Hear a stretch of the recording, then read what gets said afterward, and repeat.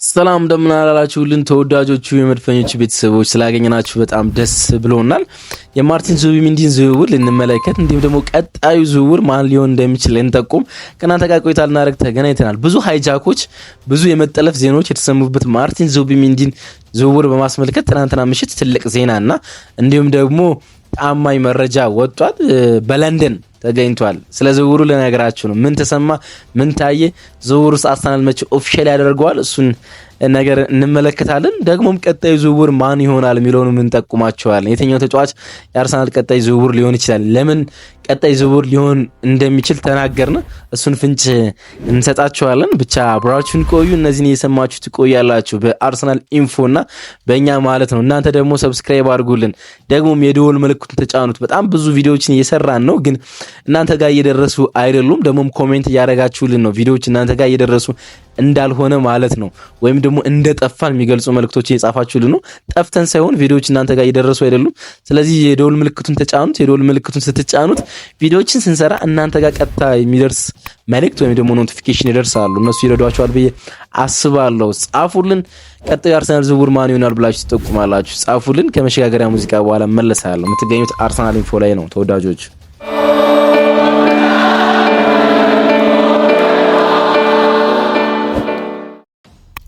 በጣም ብዙ ሀሜት የነበረበት የማርቲን ዙቢሜንዲ ዝውውር አሁን ተጠናቋል። ማርቲን ዙቢሜንዲን የዝውውር ጉዳዮችን ለመጨረስ ለንደን ነው የሚገኘው። ትናንትና ደግሞ የመጀመሪያ ዙር ሜዲካሉን አከናውኗል። ዛሬ በሶባ ሪያሊቲ ሁለተኛ ሜዲካል ጉዳዩን ካጠናቀቀ በኋላ ዛሬ ወይም ነገ ኦፊሻል ይደረጋል። በአርሰናል ዌብሳይቶችና የፎቶ ማንሳት ስነ ስርዓቶች ይከናወናሉ ተብሎ ይጠበቃል። ግን ማርቲን ዙቢሜንዲ ለንደን ኮሊን ሶባ ሪያሊቲ እንደሚገኝ ይፋ ሆኗል። ይሄ ዝውውር በጣም ጥልቂት ውስብስብ ነበር። በ6 ቁጥር ቦታ ላይ አሁን አለማችን ካሉ ምርጥ 6 ቁጥር ተጫዋቾች ውስጥ እንደ አንዱ ነው። ደግሞ ማርኬት ውስጥ ያለው ቁጥር አንድ ተጫዋች ነው። በ6 ቁጥር ቦታ ላይ ማርኬት ውስጥ ወይም ደግሞ ገበያ ላይ ያለ ትልቅ ተጫዋች የለም። ማርቲን ዙቢሜንዲ በጣም ትልቅ ፕሮፋይል ያለው ተጫዋች ነው። አርሰናል ይህን ተጫዋች ማግኘት ችሏል። ከዲክላን ራይስ ዝውውር በኋላ ገበያ ውስጥ ያለን በጣም ትልቅ ፕሮፋይል አርሰናል ሲያስፈርም የተመለከትኩበት ዝውውር ነው። በቅርብ አመታት ብዙ ሀሜቶች ነበሩ አይደል? በዚህ ዝውውር ጉዳይ በጣም ብዙ ማለት ነው። ዝውውሩ እንደማይሳካ ማለት ነው። በተለይ ደግሞ ማርካ እብደት በሚመስል መንገድ ዝውውሩ በማድሪድ እንደተጠለፈ አድርጎ መዘገቡ ብዙ ነገር ሲያስነሳ ነበር። በተለይ ደግሞ ልጁ በኢንተርናሽናል ብሬክ ከሲዝኑ መጠናቀቅ በኋላ ለስፔን ሚዲያዎች ምንም አይነት የዝውውር ንግግር እንዳላደረገ ከማንኛውም ጋር ከአርሰናል ጋር እንዳላለቀ ሜዲካልም ስኬጁል እንዳልተደረገ ረዥም ክረምት እንደሚጠብቀው ከዛ በኋላ ደግሞ የቀድሞ የወጣት ቡድኑ አሰልጣኝ የነበረው ዣቪ አሎንሶ አድናቂ እንደሆነ ተናገረ። በሪያል ሶሲዳድ የቢ ቡድን ውስጥ ዣቪ አሎንሶ አሰልጥኖታል ማርቲን ዙቢሜንዲን። ስለዚህ አድናቂው እንደሆነ ተናገረ። ስለዚህ ማርካ ወዲያውኑ ብሬኪንግ ኒውስ አድርጎ ሪያል ማድሪድ የዝውውር ሂሳብ ሊያቀርብ እንደሆነና ሊጠልፈው እንደሆነ ተናገረ። ከዛ በኋላ በማለዳ እንደገና እንዳለቀ ዝውውሩ ወደ ሪያል ማድሪድ ነው መዘገብ የቻለው ማለት ነው። ግን እኔ ለእናንተ ቪዲዮ ሰርቼ ነበር። ማምናቸው የአውሮፓ የዝውውር ላይ የሚሰሩ ጋዜጠኞች ዝውውሩ ላይ ምንም አይነት መደናገጥ አልነበራቸውም። አርሰናልና ሪያል ሶሲዳድ በጣም ቆይቷል ከተስማሙ። አርሰናልና ሪያል ሶሲዳድ በጣም ጥሩ ግንኙነት ስላላቸው ወይም ደግሞ በጣም ጥሩ የሚባል የዝውውር ድርድር ባህሪ ስላላቸው እና ሪያል ሶሲዳዶች ዝውውሩ እንዲፈጽምላቸው የፈለጉት ጁን 30 በኋላ ወይም ደግሞ አርሰናል ሪላይዝ ክሎዝን ወይም ደግሞ የዝውውር ሂሳቡ እንዲያንቀሳቀስ የፈለጉት በጁን 30 በኋላ እንደሆነ፣ ምክንያቱም ከፋይናንሻል ደንብ አንጻር ጁን ላይ አንድ ሂሳቡ ከካዝናቸው እንዲገባ ስለፈለጉ ዝውውሩ እንዲዘጋ የተደረገ። ከዛም በኋላ ተጨማሪ ዝውውሮችን ካከናወኑ በኋላ አርሰናል የሪላይዝ ክሎዝን መክፈሉን ትቶታል። ባይዘውኝ ሙሉ በሙሉ ሪላይዝ ክሎዝን መክፈል ትቶ በተለያየ አከፋፈል ስቴልመንት ወይም ደግሞ የአከፋፈል ደንብ በ3 ጊዜ ሊከፍል ግን ደግሞ የዝውውሩ የውል ማፍረሻ የነበረውን 60 ሚሊዮን ዩሮ ላይ ከፍ አድርጎ 4 ሚሊዮን ዩሮ ጨምሮበት 64 ሚሊዮን ዩሮ ወይም ደግሞ 55.7 ሚሊዮን ፓውንድ በዶላር የምትፈልጉት ከሆነ ደግሞ 68.4 ሚሊዮን ዶላር ሊከፍል ተስማምተዋል። ስለዚህ በ3 ወር ጊዜ የአከፋፈል ደንብ ይከፍለዋል ማለት ነው። ያን ያህል ከሪያል ሶሲዳድ ጋር በጣም ጥሩ ግንኙነት ነው ያላቸው አርሰናልና ሪያል ሶሲዳድ ማለት ነውና ምንም ብዥታ አልነበረም በአርሰናልና በሶሲዳድ ጉዳይ። ሚዲያዎች ብዙ ቢያወሩ ማርካም ልክ እንደ ቪኒ ጁኒየር የባላንዶር ዝውውር ላይ አድርጎት እንደነበረው ማጭበርበር ሊፈጽም ፈልጎ ቢሆንም ግን አልተሳካም። ታስታውሱ እንደሆነ ቪኒ ጁኒየር የባላንዶርን በልቶታል ወይም ደግሞ አሳክቶታል ብሎ ዘገበ። ግን ባላንዶርን መስጠት የቻለው ፍራንስ ፉትቦል ከዛ በኋላ ለሮድሪ እንደነበር ይታወቃል። አሁንም እንደዚህ አይነት ነገር ነው ሲሰራ የተመለከትነው ማለት ነው በማርቲን ዙቢሜንዲ። እንግዲህ ማርቲን ዙቢሜንዲ ወደ አርሰናል ለመምጣት ያሰበ ባለፈው ክረምት ላይ ነው። የሊቨርፑልን ጥያቄ ውድቅ ካረገ በኋላ ሚኬል አርቴታ በግል ስልኩ ደውሎ በሳን ሴባስቲያን በመንደረኛ ቋንቋ ካወራው በኋላ ሁለቱም የባስክ የሳን ሴባስቲያን ተወላጅ እንደሆኑ ይታወቃሉና እና ዛ አትሌቲክ የሚጽፈው ዴቪድ ኦርሰን ይላል በመንደረኛ ቋንቋ ወይም ደግሞ በሀገራቸው ባህል በሆነ በስፓኒሽኛ ነው ግን ደግሞ አክሰንታቸው በሀገረኛ ቋንቋ ካወሩ በኋላ የሊቨርፑልን ጥያቄ ውድቅ አድርጎታል ነው የሚሉትና ከሊቨርፑል ጋር ከማርክ ሂውዝ ጋር ከስፖርቲንግ ዳይሬክተሩ ጋር ማለት ነው ሙሉ በሙሉ ተጨባብጠው ወደ ስፔን ትራቭል አድርጎ አግኝተውት አውርተው ሊቨርፑል የውል ማፍረሻውን ሊከፍል እሱም ደግሞ በደሞዝ ጉዳይ ተስማምተው ተጨባብጠው ካቆዩ በኋላ ነው ወደ ሪያል ሶሲዳድ ስልክ ደውሎ ዝውውሩን ዲክላይን እንዳደረገውና የውል ማፍረሻውን እንዳይቀበሉ የነገራቸው ማለት ነውና የሚኬል አርቴታ ስልክ ብዙ ነገር ቀይረዋል ነው የሚባለውና ብዙ ሚዲያዎች ብዙ ቢያወሩም ዝውውሩ አለቀ የሚባለው እንዳልኳችሁ ባለፈው ክረምት ላይ ነው። እኔም ደግሞ በቅርቡ መጥቼ ማርካ ዝውውሩን ወሬውን ካናፈሰው በኋላ እንደማይሳካ ነገራችሁ ነበር። አሁን እርግጥ ሆኗል። የዝውውር ፎርማሊቲዎችን በሙሉ ትናንትና ምሽት ጨርሷል። ይኸውም ፋብሪዚዮ ሮማኖ ኮንትራት እየፈረመ የሚያሳይ ቪዲዮ ፎቶ ያው ኦፊሻል ያልሆነ ግን ደግሞ እየፈረመ ኦልሞስት ማለቁን መጠናቀቅ የሚያሳይ ፎቶ ፖስት ማድረግ ይችላል ዛሬ ማለዳ ማለት ነው። እንዳልኳችሁ በጣም ጥሩ ተጫዋች ነው። በጣም ጥሩ ተጫዋች ነው። እንግዲህ አርሰናል ሁለት ተጫዋቾችን በዚህ ቦታ ላይ የመልቀቅ እድል አለው። አንደኛው ጆርጂኒዮ ነው። ከክለብ ወርልድ ካፕ ላይ ከፍላሚንጎ ጋር ሲጫወት ተመልክቷል። ምሽት ላይ ከቼልሲ ጋር ሲጫወት ደግሞ ላይ ተመልክቼዋለሁ።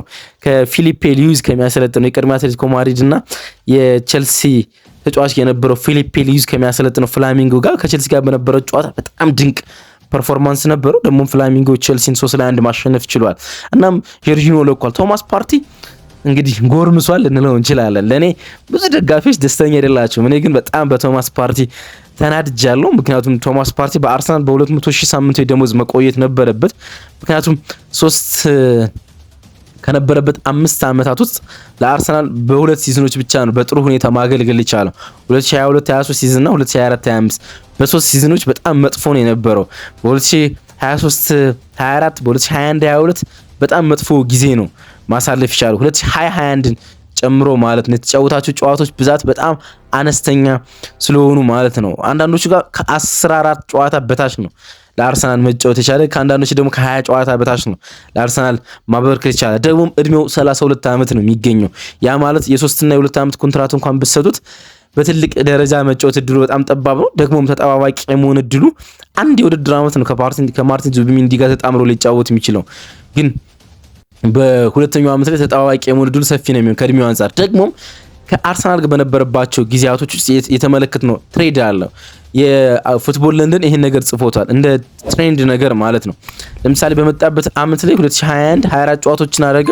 ሁለተኛው ዓመት ላይ በጣም ጉዳት 24 ጨዋታም ብዙ አይደለም ግን ጉዳት አስከትለን 10 ምናምን ጨዋታዎችን ብቻ አደረገ። 2022-23 33 ጨዋታዎችን አደረገና በጣም ጥሩ ሲዝን አሳለፈ። በወሳኝ ሰዓት ቢጎዳ ማለት ነው። ከዛ 2023-24 14 ጨዋታዎችን ብቻ አከናወነ። በዚህ የውድድር ዓመት ደግሞ 35 ጨዋታዎች አደረገ። በዚህ ሂደት የምንቀጥል ከሆነ በዚህኛው የውድድር ዓመት ተረፍት የሚያደርግበት ወይ የሚጎዳበት ዓመት ነው። አርሰናሎች ደግሞ ይሄን ከሜዲካል ስታፋቸው ይሄን ወሬ ወይ ደግሞ መረጃ ደርሷቸዋልና ሊጎዳ እንደሚችል ማለት ነው። ግን ቶማስ ፓርቲ 250,000 ዩሮ እንዲከፈለው ፈልጓል። አርሰናል ደግሞ በዛ ደስተኛ አይደለም። ምክንያቱም አርሰናል መጀመሪያ ሊከፈለው የፈለገ 150,000 ሳምንታዊ ደሞዝ ነው። እሱ 200 ስለፈለገ እሱን ተደራደሩ፣ ግን አልተሳካም። ስቲል ግን እየተደራደረው ነው የሚገኘው። ግን ሊለቅ የሚችልበት እድል አለ። የሚለቅ ከሆነ ሲቪያው ተስፈኛው የፈረንሳዊ አማካኝ ወደ አርሰናል የመዘዋወር እድል አለው። ግን ሁለተኛው ዝውውር ወደ አርሰናል የመሆን እድል ያለው የጄራል ሃቶ ዝውውር ነው። ጄራል ሃቶ ኔዘርላንዳዊ የአያክስ አምስተርዳም ወጣት ተከላካይ በአርሰናል ራዳር ውስጥ እንዳለ ባለፈው ጊዜ አንስተንላችሁ ነበር። አርሰናል ሁለት ተከላካዮችን የመልቀቅ እድል አለው። እናም በእነዚህ ሁለት ተከላካዮች ቦታ ላይ ይሄን በጣም ተስፈኛው የ19 ዓመት ተጫዋች ማስፈረም ይፈልጋል። ብዙዎች በትልቅ ደረጃ የመጫወት እድል እንዳለው ያነስሉታልና ከማርቲን ዙቢሜንዲ ዝውውር በኋላ ሊሳካ የሚችለው ዝውውር ይሄኛው ዝውውር ይመስላል። እርግጥ የኬፓ አሪዛባላጋ ዝውውር አለ። እሱ ዝውውር ኦፊሻል መደረግ ብቻ ነው የቀረው። እሱን እንጠብቃለን። ሌላኛው ግን የጄራል ሃቶ ዝውውር የመሳካት እድል አለው። አርሰናል የመጀመሪያውን ጥያቄ ለአያክስ አምስተርዳም ካቀረበ በኋላና አያክስ አምስተርዳም ውድቅ ካረገው በኋላ 35 ሚሊዮን ዩሮ ይዞ ወደ አያክስ አምስተርዳም ሊያቀና እንደሆነ ነው እንግዲህ እየተሰማ የሚገኘው። ከአያክስ አምስተርዳም ጋር በጣም ጥሩ ድርድሮች አሉት። ምክንያቱም ዩሪያን ቲምበር እዛ ነው የመጣው። በመጨረሻ ሊያስፈርመው ተቃርቦ ያጣው ተጫዋችም አለ፣ ማርቲኔዝ፣ ሊሳንድሮ ማርቲኔዝ የማንቸስተር ዩናይትድ ተጫዋች ማለት ነው። ከሰሞኑ ወደ ኔዘርላንድ አምርቷል ዩሪያን ቲምበር እና የኔዘርላንድ ሚዲያዎች ስለ አርሰናል የዝውውር ጉዳይ ጠይቀውት ነበረ። በጣም ብዙ አርሰናል በጣም ሰፊ እና ትልቅ የቤት ስራ በዚህ ክረምት እንደሚጠብቀውና ቢዚ እንደሚሆን ጠቆመ።